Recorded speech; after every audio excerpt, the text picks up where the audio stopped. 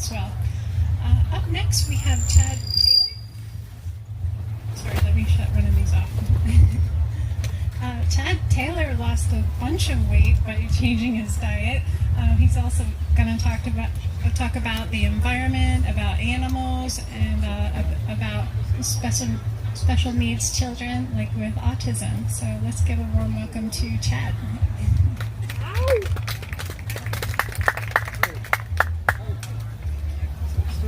How's everybody? Thank you so much. I appreciate the introduction. How's everybody doing today? Yes, awesome. So first, I just want to take a moment to extend a huge thank you to Mike Young, all the Veg Fest organizers, and all the volunteers for putting on such a great event. Please give them a round of applause. Excellent. Thank you. And thank you for being here and allowing me to speak with you today. So, by show of hands, I'd like to ask, how many of us have ever been faced with an overwhelming problem, something so great in your mind that there was no way you thought you could overcome it? Have you ever feel like that? Okay. How about this? How many of us have ever been blindsided by something that completely would change your world from that day going forward? Have you ever had something like that happen? Yeah. Or how about this one? How many of us look at the world around us and feel that there is no way that I can make a difference in this madness that we call society? Have you ever feel like that? Yeah. We can all feel like that sometimes.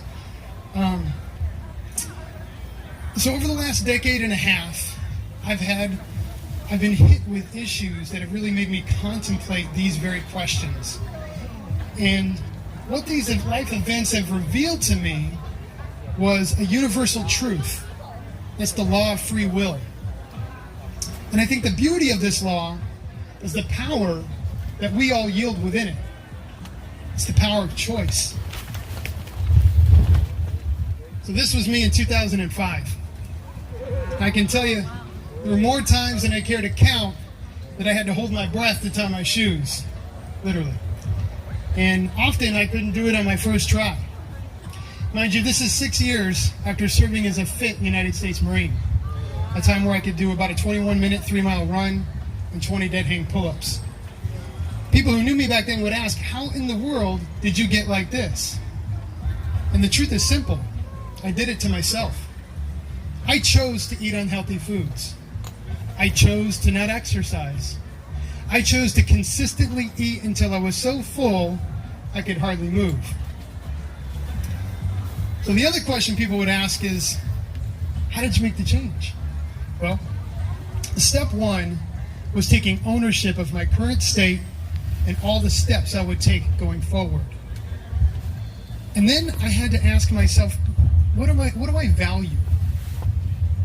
And I had to ask myself, why do I want to lose the weight that goes beyond the material, that goes beyond the surface level reasons of wanting to look good in a bathing suit, or beyond the health fact, the fear factor, health implications of what would happen if I kept the weight on for too long? I had to find a reason that touched the soul, because that was going to be sustainable. And for me, it was simple. I just wanted to be happy. The addiction I had to the high-fat, high-salt, high-refined, sugary foods was not worth the struggle it was to get in and out of bed every morning, or the struggle it was to get in and out of my car every day, or the struggle it was to do something as simple as tie my shoes. Now, to go from eating a large pizza, an entire large pizza, 2 to 3 times a week, to eating kale and salads every day was not going to be a sustainable option. And I felt like everywhere I looked, there was this pressure to lose weight fast. How many of us go to the grocery store checkout aisle and in the magazine headlines see lose weight fast type articles, lose 10 pounds in 2 weeks, something like that, right? We see them all the time. They're everywhere. We're blindsided with them constantly, right? And the thing that's interesting about those articles is what they don't tell you about the recidivism rate. The rate at which people gain the weight back and then some on those diets is absolutely staggering. And when I learned this, I said, I didn't gain this weight overnight. It didn't happen overnight. So why not just lose the weight permanently? So that's when I had I had to tell myself and be honest and say, I need to change my relationship with food and fitness. And that's when I adopted what I call the lifestyle change. And the way I define that, it's pretty simple. It's making one choice at a time. Didn't go all in on any one thing. It was one choice at a time, one healthy food option every time I ate at a time. And at the time, I chose an exercise regimen that worked for me at the time. And it's constantly evolved ever since. Now, I gotta say, over the last 15 years, it has been no cakewalk. And it's not been a linear journey. There were struggles along the way. For example, my 1-year milestone. After significantly changing my diet and the way I exercising at all, to be honest with you, I remember the moment looking in the mirror. I had my shirt off, I looked in the mirror and I said, I'm still heavy. I was nearly 100 pounds lighter, but I was still heavy. Or even today, there are days that I would much rather have French fries than baked broccoli. And occasionally the French fries win. But know this, discipline is the foundation of the journey. Discipline is absolutely key because it's a journey that never ends. Because temptation never sleeps. But I can honestly say this, if you exercise a little bit of discipline and a little love to yourself, I love what the previous speaker said. If you love yourself in the way of celebrating the small successes you have along the way, that's what's going to keep you on track. Because on the other side of discipline is freedom. Freedom from the poor choices that once ruled us. And that's a recipe for success that anyone can use in anything in life. So fast forward to 2012. Hold on, let me go back. I might have pressed the button too many times. There we go. 2012. This beautiful boy was born. This is my youngest son, Jackson. By a year and a half, he had been seen by 8 different doctors outside of his pediatrician. A GI doctor, a geneticist, 2 neurologists. You name the type of doctor, we went and saw him. He had more blood work done than I care to count. And he had 2 brain scans. By 2 years old, he was diagnosed with autism. Now, autism is an interesting condition. There isn't any physical, measurable test result that says someone has autism. What they do is they rule out every physical possibility that could be causing the symptoms, and then they rely on behavioral tests to give the diagnosis. Currently, my son Jackson is nonverbal and he has sensory and social challenges. Now, whether we want to admit it or not, as parents, we tend to have these preconceived expectations of our kids before they're even born. No one in either my wife or I's families had ever been diagnosed with autism. And I have to say, in the beginning, we were crushed.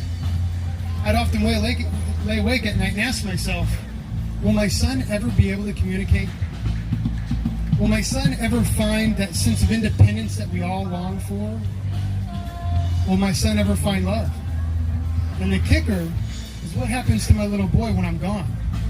We were petrified. And what we couldn't get past was, why our son? Why Jackson? Immediately we tried to find out what causes autism. Day and night, my wife and I would lay awake at night and read articles about the safety of our food, what's in the herbicides and the pesticides used to grow our food, what's in our water, vaccine safety. And although we learned a lot about the safety systems in place for these things, and I would encourage everyone here to take a harder look at some of the gaping holes in those systems, we were no closer to figuring out the riddle of what causes autism. But more importantly, we weren't doing anything to help our son. Now, we want to control everything in our lives.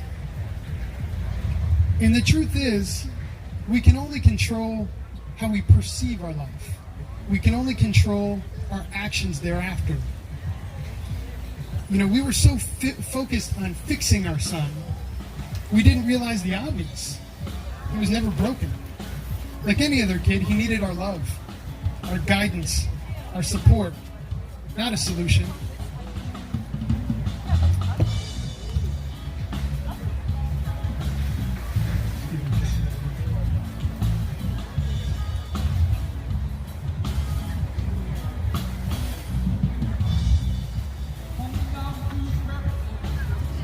And so that required us to shift our focus.